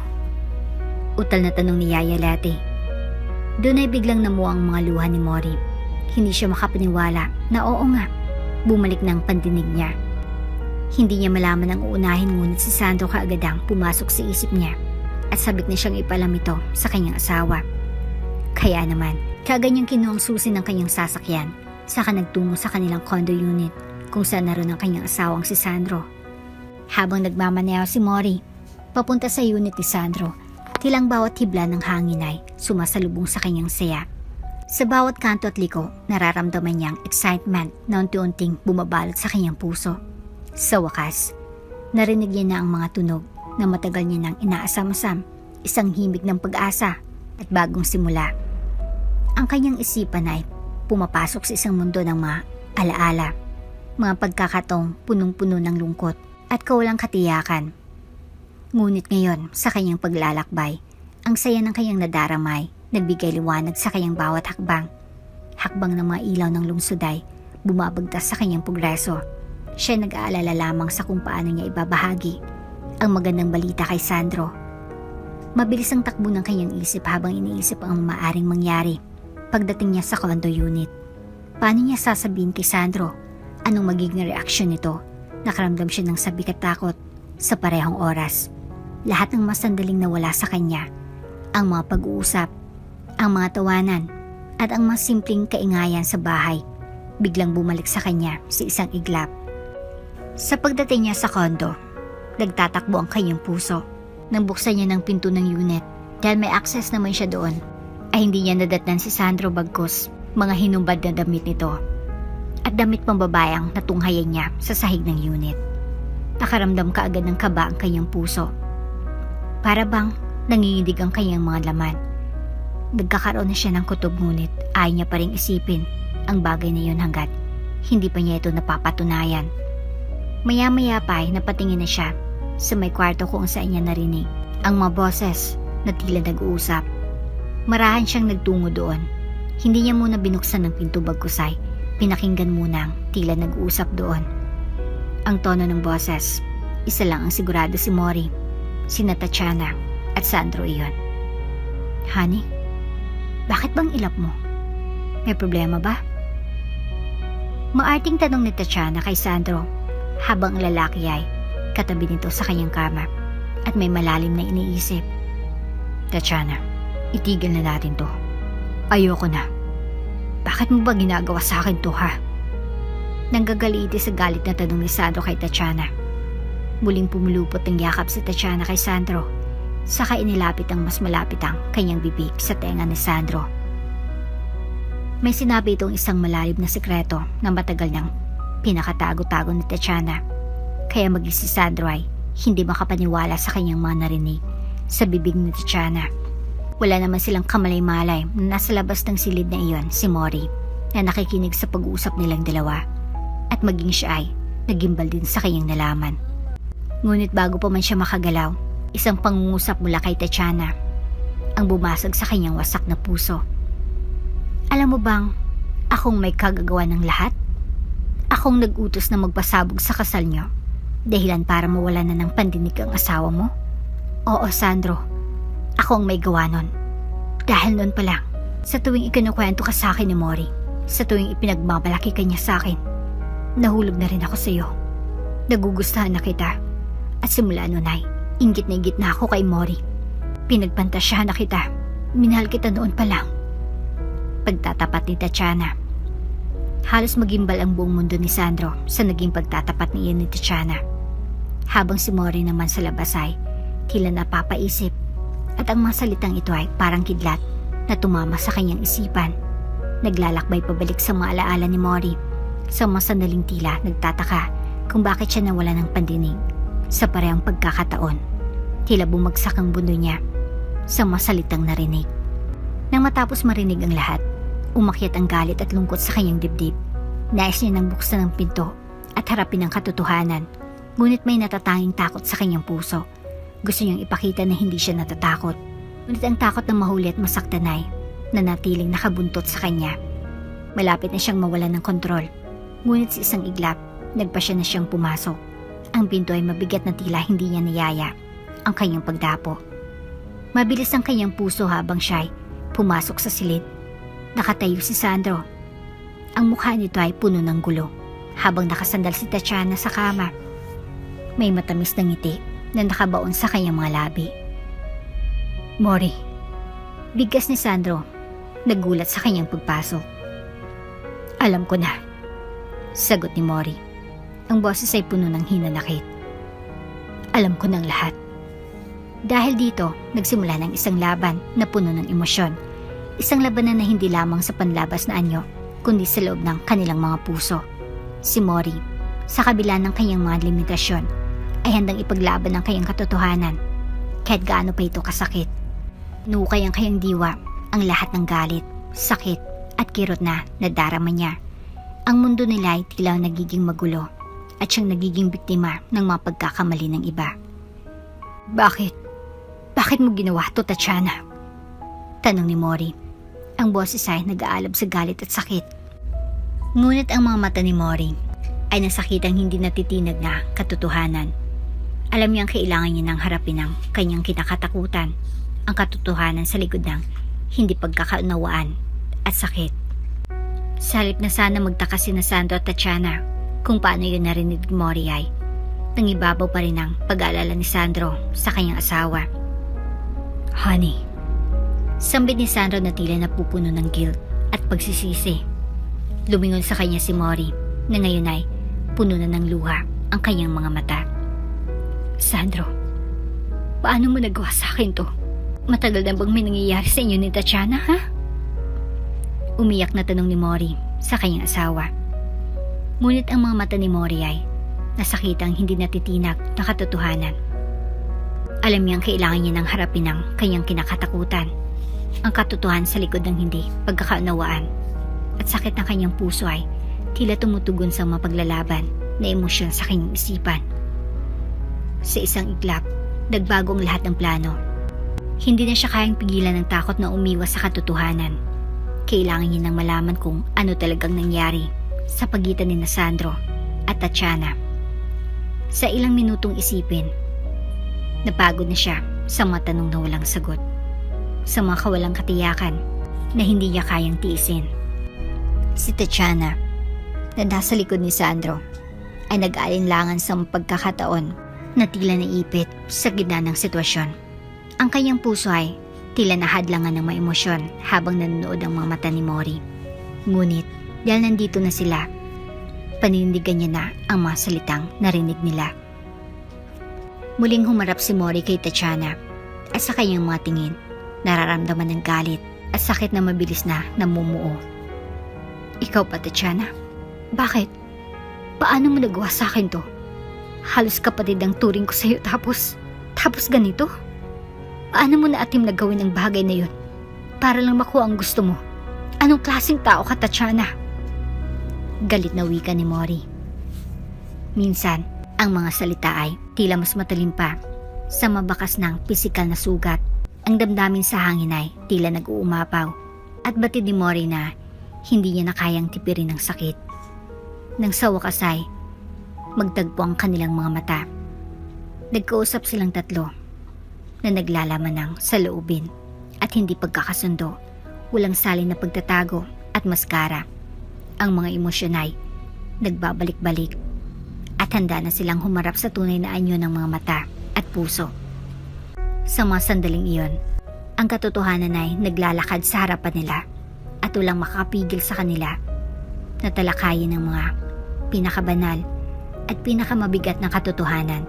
Si Sandro at Tatiana, bagamat nag-aalangan, ay handang talakayin ng mga kinakabahan na sagot patungo kay Mori na puno ng takot ngunit naglalaman din ng pag-asa na mahanap muli ang kanilang mga landas sa isang mundo na puno ng ligaya at pagkakaintindi. Isang mundo kung saan ang mga sugat ay kayang maghilom. Ngayon, alam mo na, Mori. Ngayong alam mo na hindi santa, santita ang kaibigan na sinasabi mong itinuring mong kapatid. Kasuklaman mo na ako. Wala akong pakialam dahil hindi ko nababawin ng mga sinabi ko na akong nagpasabog ng bomba sa kasal niyo para mawalan ka ng pandinig at tuluyan ang mawala ng silbi. Pero ngayon, tila isang himala na nakarinig ka na, talagang kinampihan ka pa rin ng pagkakataon.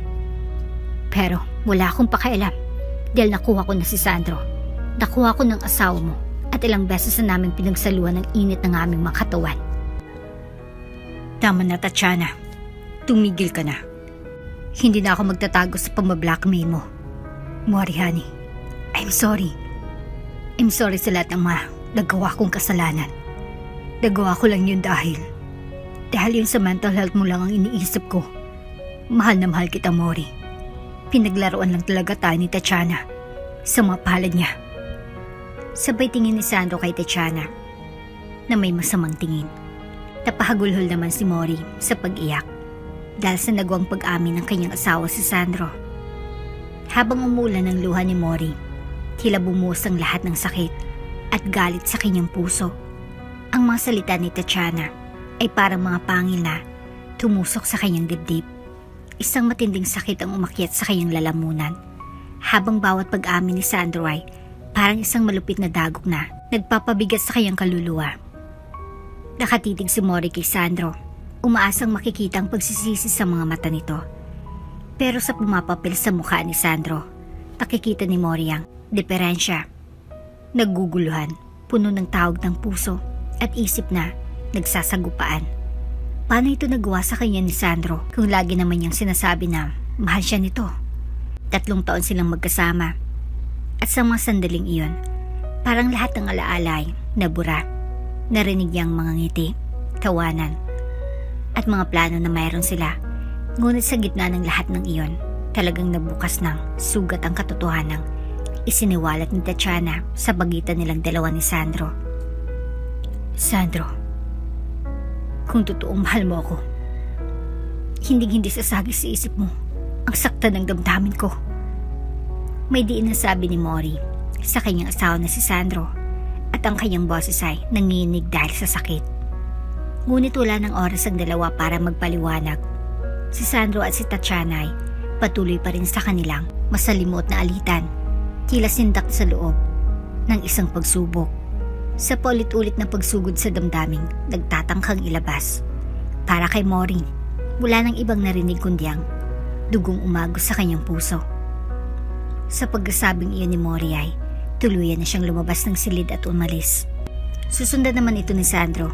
Pipigilan pa sana siya ni Tatiana Ngunit hindi na nagpaawat pa si Sandro.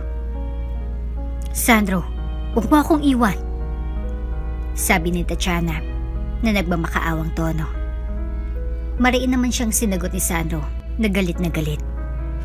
Get lost. May diin niyang sabi saka umalis upang habulin ng kanyang asawang si Mori. Naabutan ni Sandro si Mori sa may parking area at doon ay kinuha niyang braso ng kanyang asawa. Honey, please let me explain more. Alam kong kalabisan ito dahil sa naging pagtataksil ko pero please, give me a chance to explain. I love you. I love you, Mori. Mahal na mahal kita. Nagmamakaawang wika ni Sandro. Sumagot naman si Mori sabay punas ng kanyang mga luha. Sandro, hindi ko alam kung anong isipin. Sobra-sobra na to, Sandro. Nasaktan ako. At hindi ko kayang baliwalain yon.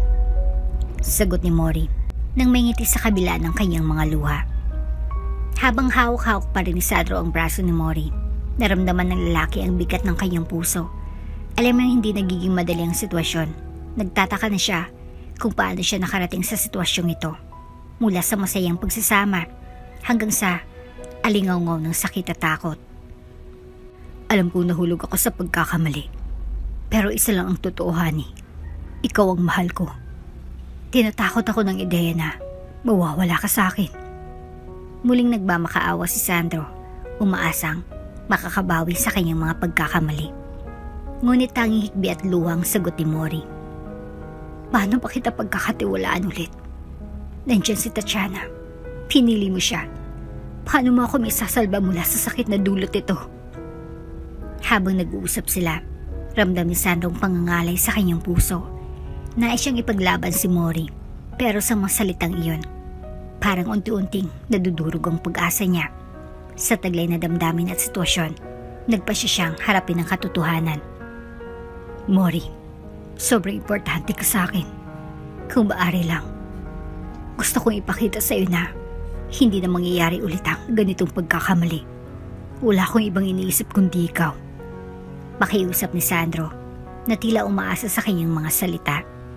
Ngunit si Mori ay puno ng pagdududa at hindi pa rin nakakabawi sa matinding emosyon na nararamdaman niya. Sandro, kailangan kong mag-isip. Kailangan kong malaman kung kaya ko bang ipagpatuloy ang lahat. Napakabigat ito. Please, give me time. Ilang saglit ang lumipas. Nagkatinginan sila. Nahulog ang kanilang mga mata sa isa't isa. Puno ng damdamin. Naramdaman ni Mori ang pagyuko ng kanyang puso. Pero ang takot ay parang nakakabigat sa kanyang dibdib. Bumuntong hininga si Sandro.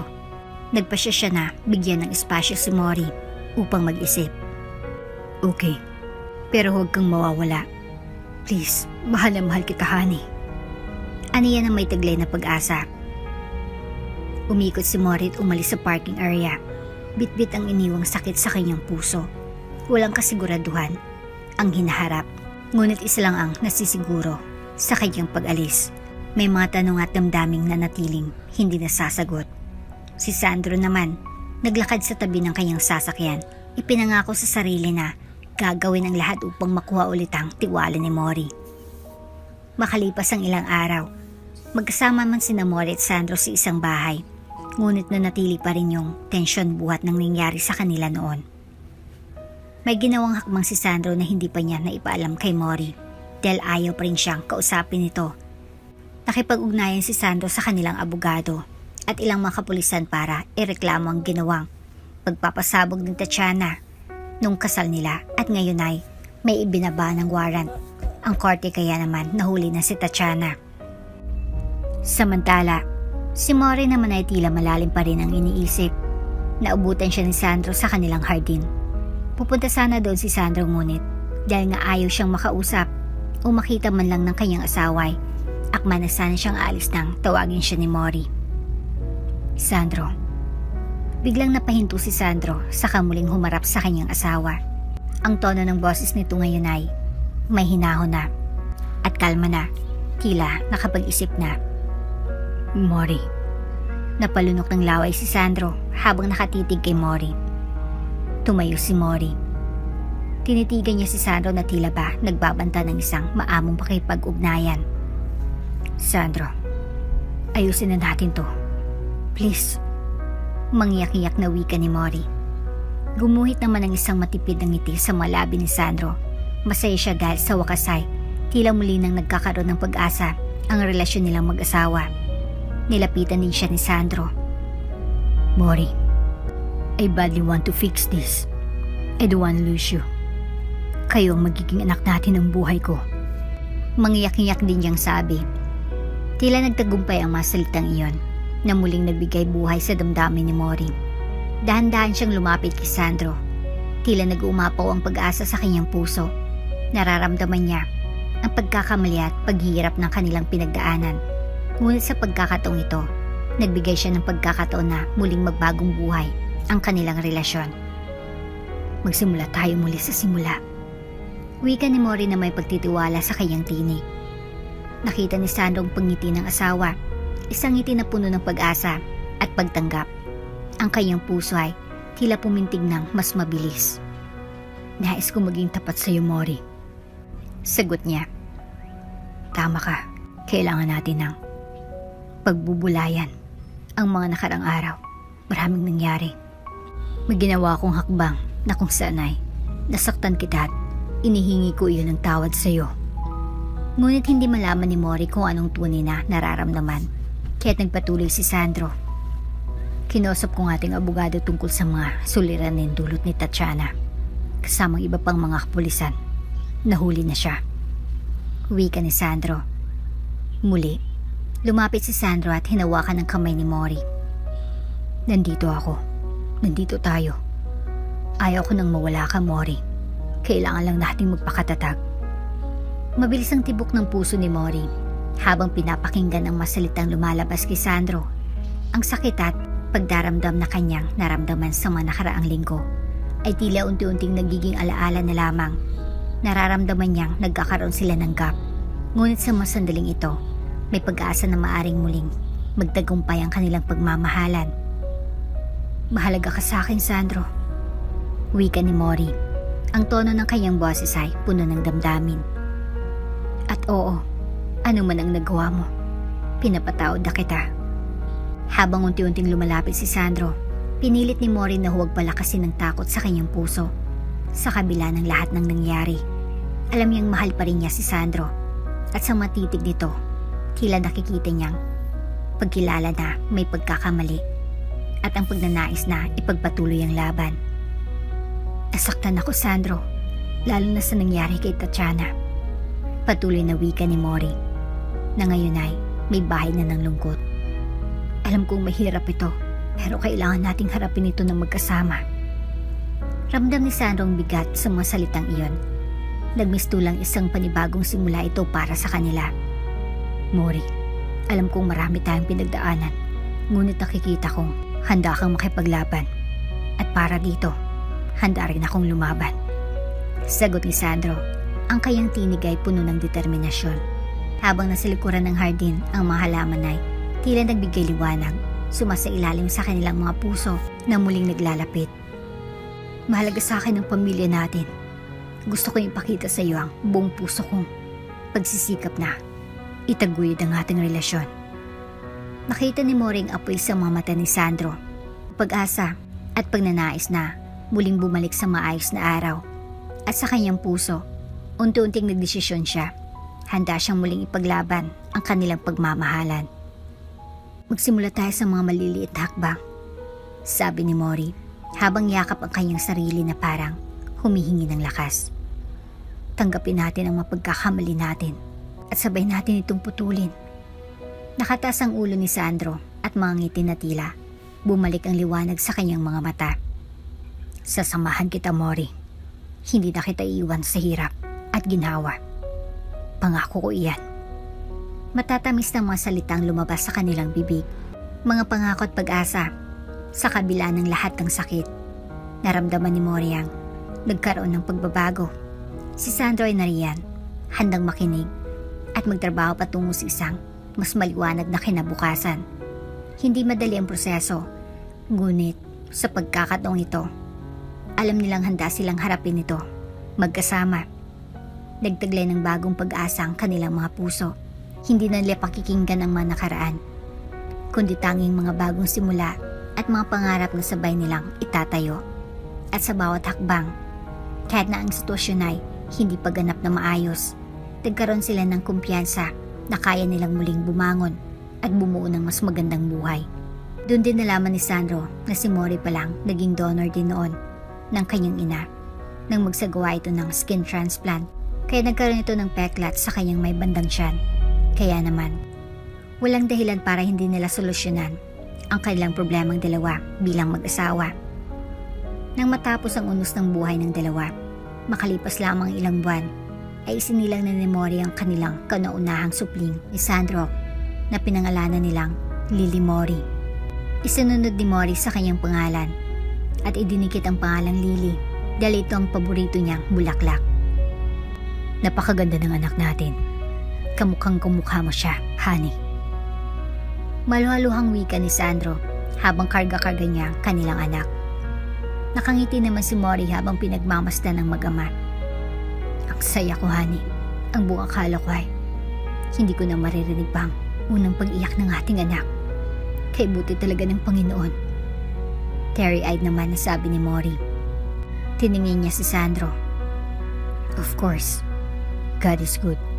At siya ang dahilan kung bakit nalampasan natin na magkasama ang pagsubok na nagdaan ay sumubok sa ating pagsasama. We made it. At ipinangako natin na mas magiging matatag pa tayo para sa ating Lily Mori. She deserves to have the strongest parents on earth. Sagot naman ni Sandro. Oo naman, tayo ang magiging superhero ng ating baby. At nagatinginan na lang ang mag-asawa. Tunay nga sa buhay ng mag-asawa, hindi mawawala o maubos ang pagsubok o problema, nariyan ng tukso, pagtataksil. Ngunit sa kabila ng lahat ng ito, tanging pag-ibig lamang ang gagamot at maghihilom sa dalawang pusong nasugatan kung may natitira pang pagmamahal ang dalawang taong magkasintahan sa isa't isa.